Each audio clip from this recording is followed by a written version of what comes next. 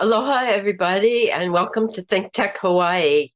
I am pleased to be here today with the Professor William Weinstein, Willie, who is an expert in ethics and teaches professional ethics at the University of Hawaii. And I am Sherry Broder. I'm an attorney in town. I was the first woman president of the Hawaii State Bar Association and the 2016 president of the Federal Bar Association here in Hawaii. We're going to be talking today about Clarence Thomas, gifts and favors, receiving gifts and favors. And so I think we'll all have to wonder, what are these gifts and favors? And is this really appropriate? Does this pass the test, the smell test for being beyond reproach that we would expect a U.S. Supreme Court justice to be following?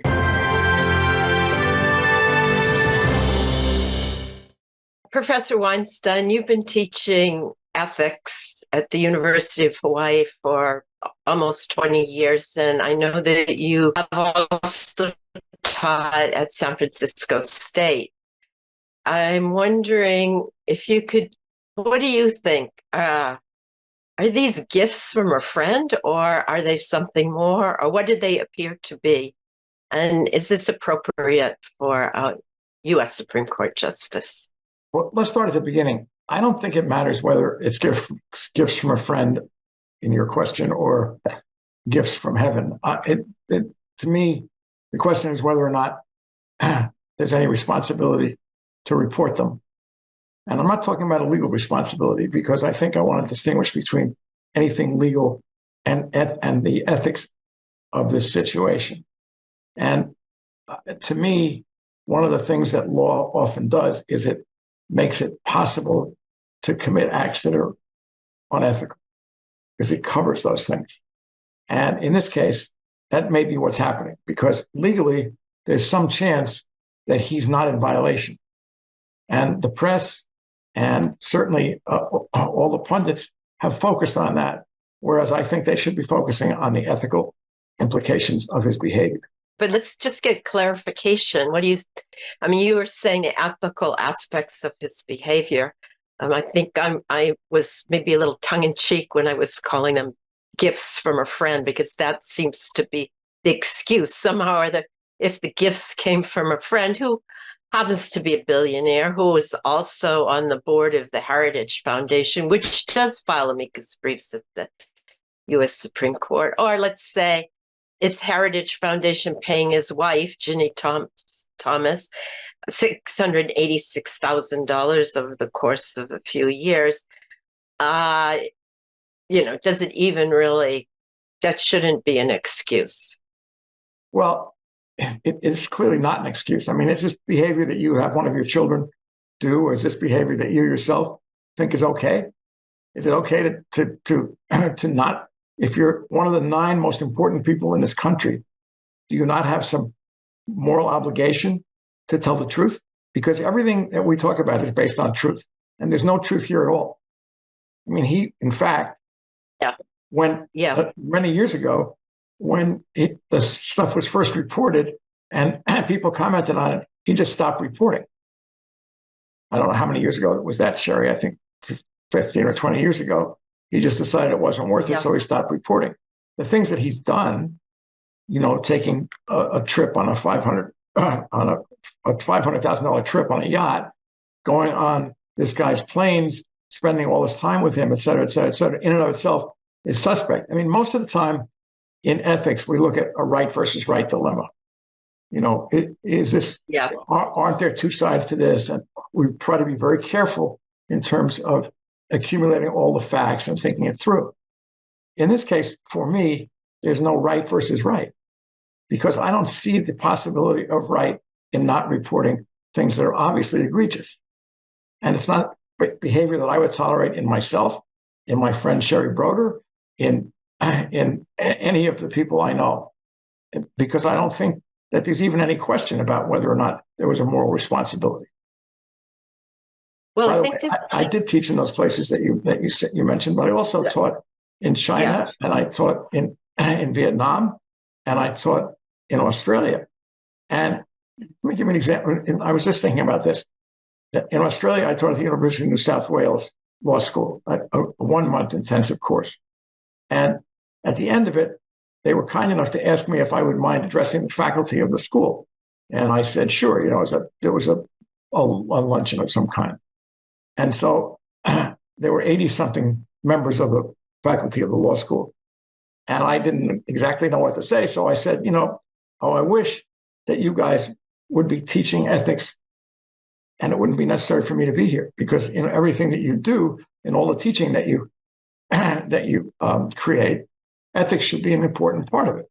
And this is a sort of a Hollywood moment. Okay, one of the people there said, "I don't understand what you mean." He said, "What does ethics have to do with what I teach?" I said, "What do you teach?" He said, "Tax law," and the whole place broke up. Like, it was the funniest. I mean, it was the really funny line. He didn't understand that that ethics was not just part. It should have been the integral part of what he teaches. And maybe that's what happened here. Maybe this Supreme Court justice really didn't think that he had any ethical responsibilities to anything or anybody. Is that okay? Of course not. So that's why I'm saying that in most cases there's a right and a right. In this case, I don't see the other right. Well, to me, I think there's actually two questions involved here. One is, what should have been reported? Should a $500,000 vacation been reported? And then the second question is, should a $500,000 vacation from someone be accepted if you're in a position of a U.S. Supreme Court justice, where you get the final say on what is the law of the land? When you get the final say on whether or not somebody gets the death penalty, when you have, the power of life and death over people, the power of money decisions, financial decisions over people, the standard is just so skewed. He's taking a $500,000 vacation. If you're a member of Congress, you can't take anything more than $50 from anybody, and nothing from a lobbyist.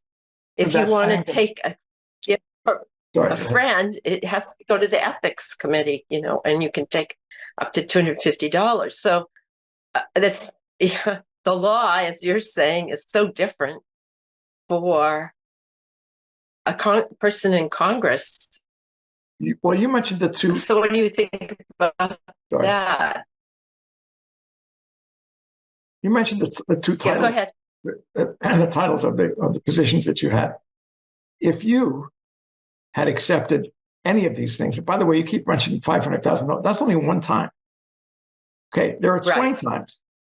So, so if you had done this, you'd be in jail. You're just an ordinary human being, but you were the head of whatever the organizations you were talking about. You'd be in jail. Yeah. Simple. But for some reason, and I think the reason is probably political, because the Republicans don't want a 5-4 court; they want a 6-3 court. So if he was in some way indicted, or he had to resign, or he was fired, or whatever, that would change the composition of the court. The question is, if Clarence Thomas's behavior was a subject of an investigation in the Supreme Court, would he? What do you think? Would he recuse himself? Apparently not. Doesn't recuse himself from anything. Any of the things that might affect any of the people who are giving him gifts, things of that nature, he doesn't seem to. Look, honesty is the basis of our entire society. Capitalism doesn't work.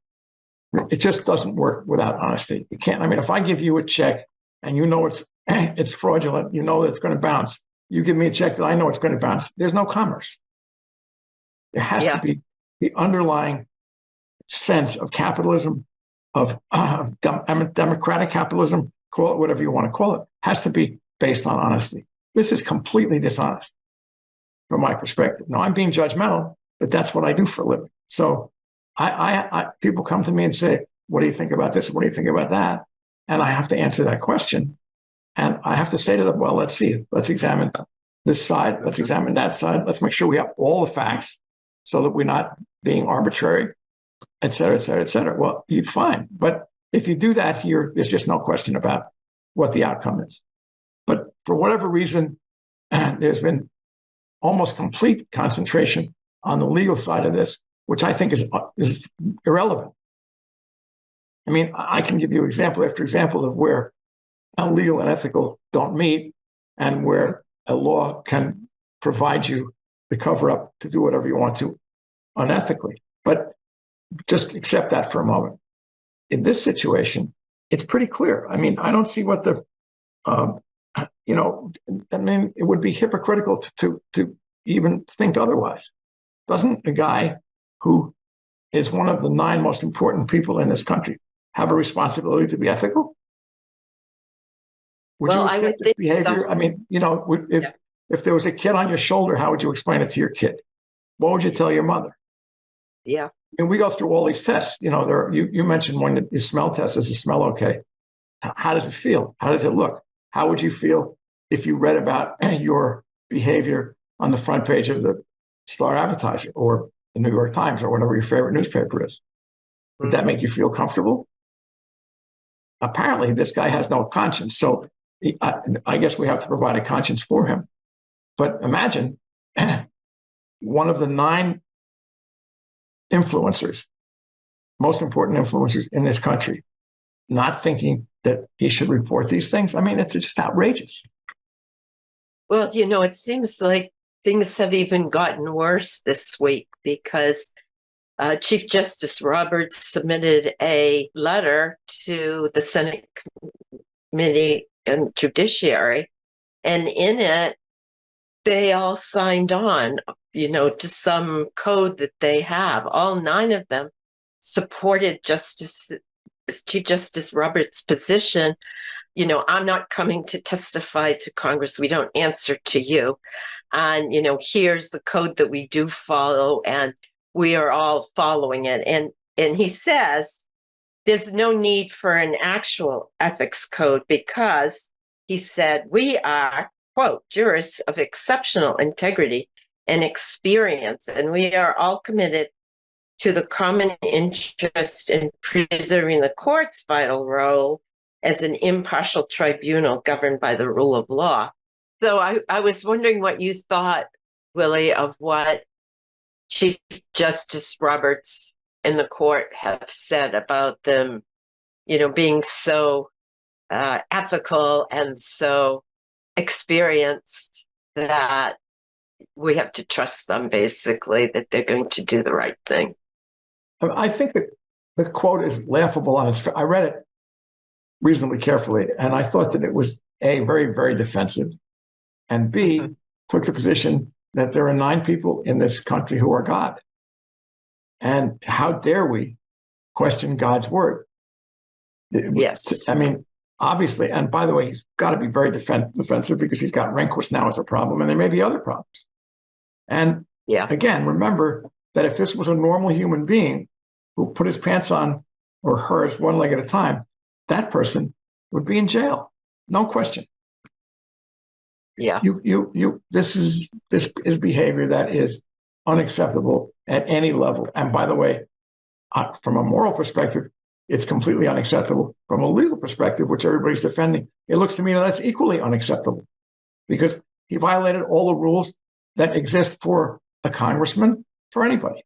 You as a lawyer, Sherry, if you did this as a lawyer, if you failed to report that you had gone on 20 trips with your client, that would probably be unacceptable. Yeah. Well, I think that the really troubling thing is that all the justices signed on to this, and they're basically saying that they are so good, they are so experienced, they are of such high integrity that they don't need a code of ethics. So I think that really brings me to circle back around to what you said when we started today, which is, okay, let's tell the truth. Let's have transparency. Tell us what you're doing. Tell us what gifts you're taking. And then let us decide if we think that those meet the test of ethics, if those meet the test of beyond reproach. But obviously, maybe they agree with us. It doesn't meet the test of beyond reproach because Justice Thomas hasn't been disclosing. And how about his excuse? I asked somebody who knows who that is, and that person said, you don't need to disclose. Now, if you're the FBI and you're investigating somebody who's committed a crime and they say, I asked somebody and that person said, it's okay. Yeah. You don't take that baloney. But for me, it's even more simple than that. Okay. You can ask whomever you want, but how about ask your mother? Okay. Yeah. Right. Ask any of your friends. Ask any normal human being whether or not this is acceptable, and the answer is clear. And that's why I'm bothered by the fact that there's so much talk about the legality of this. Who cares? I mean, from an ethical perspective, if this is the guy who's making the important decisions in this country, we have a real problem. And if he doesn't think that he violated anything ethically, we have an even more serious problem. Ethics is everywhere. I teach my classes ad nauseum. Yeah. I know it drives them crazy, but I tell them, look, ethics is a way of life, okay?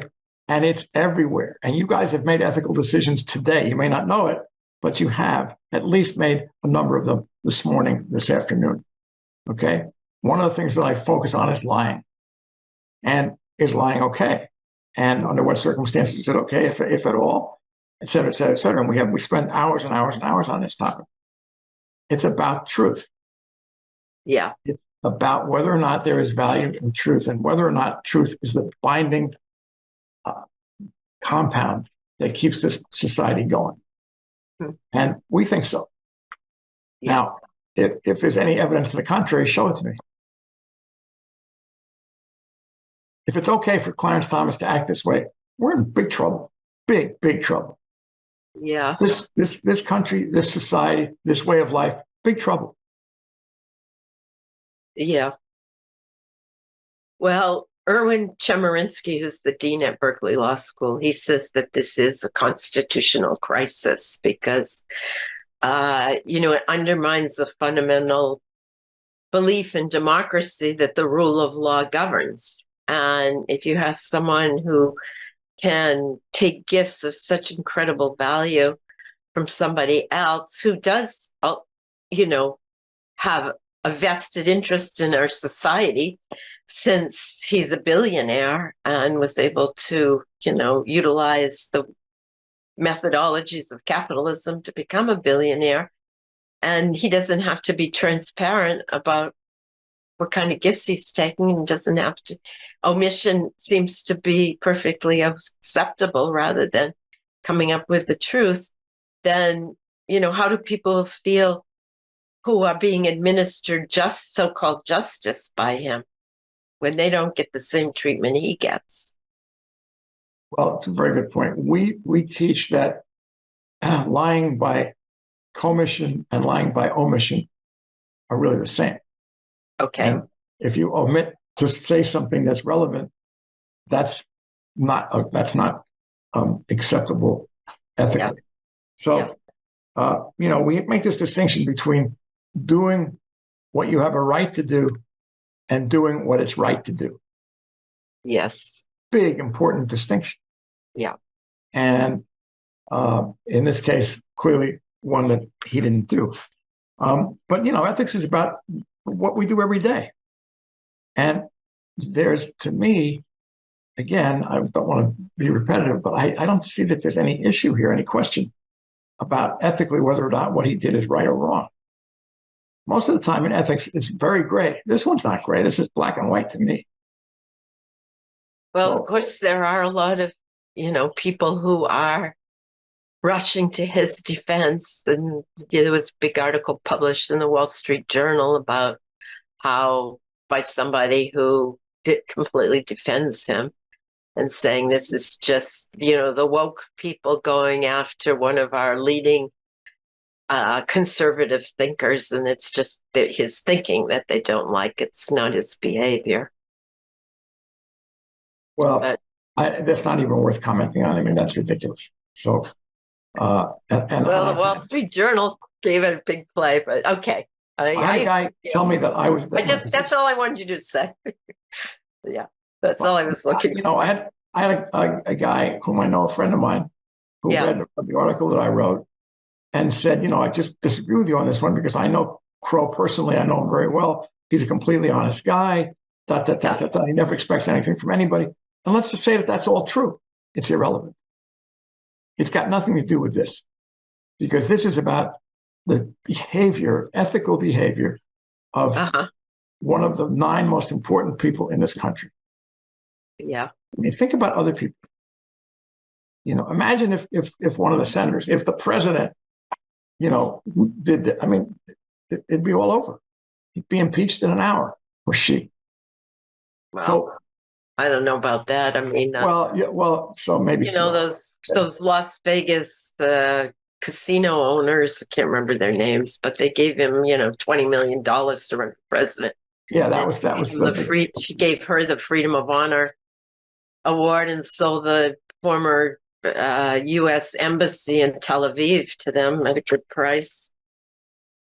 So I don't know if we can really look to the president and his behavior. Well, I think if we venture into the realm of politics, we're making a mistake because we don't really. I mean, sure, people have political opinions.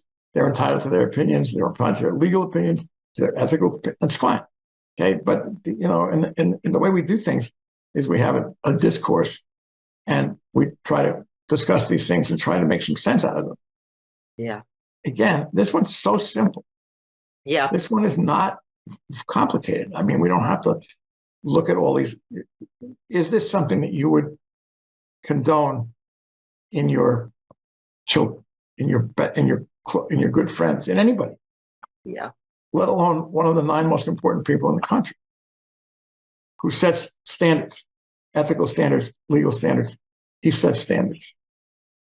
Well, their rule on recusal is very interesting, too, at the U.S. Supreme Court, and it seems to be kind of the same kind of thinking, which is that, we're so experienced and we're so committed to integrity that we don't need anybody looking over our shoulders at what we do. And they say that they make their own determinations on whether or not they should recuse themselves from a case because of a conflict of interest, and that because nobody can replace them, that if they do recuse themselves, then there's only 8 people deciding the case. And because of that, they don't have to use the usual rules of conflict of interest because of the importance of having all 9 of them thinking about what's right or what's wrong in a case. And that doesn't make sense to me either. Well, I mean, the way you lay it out doesn't even. I don't have to comment. I mean, it's perfect the way you said it. This is common sense. Remember, ethics is about common sense. We're not talking about Plato or Aristotle. We're talking about you and me. Okay. Yeah. The name of the course that we teach is ethics in the everyday world. I think ethics and integrity in the real world, I think, is what it's called.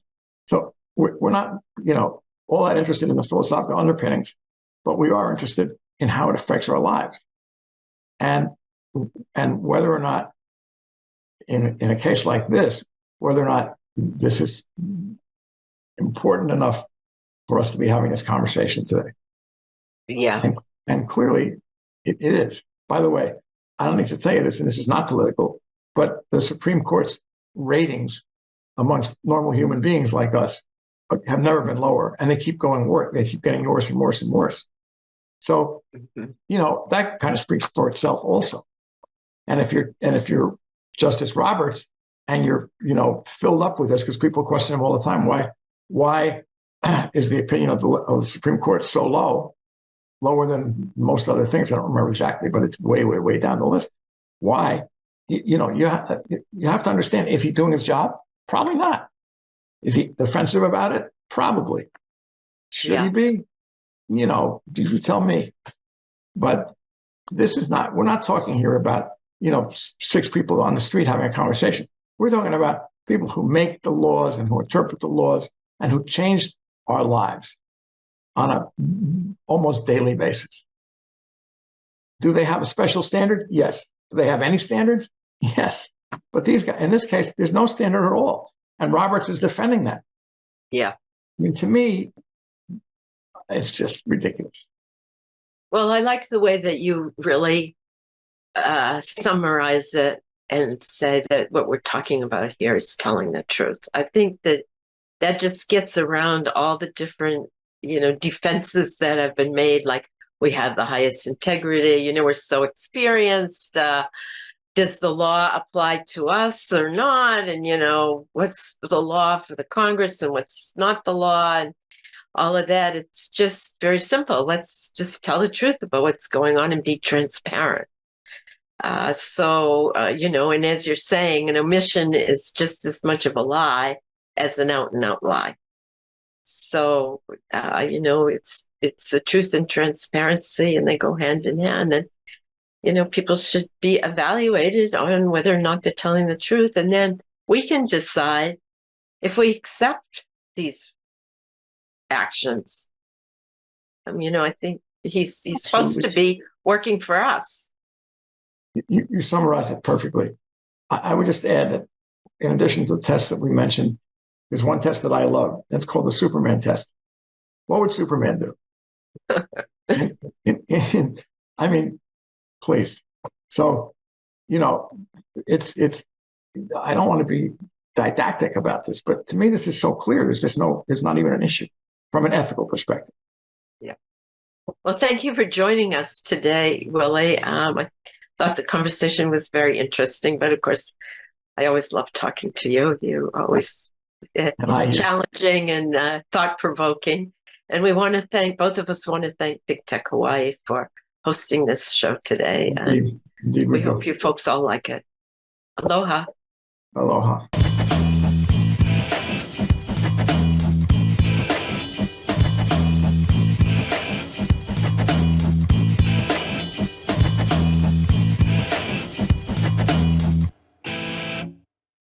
Thank you so much for watching ThinkTech Hawaii. If you like what we do, please like us and click the subscribe button on YouTube and the follow button on Vimeo. You can also follow us on Facebook, Instagram, and LinkedIn, and donate to us at thinktechhawaii.com. Mahalo.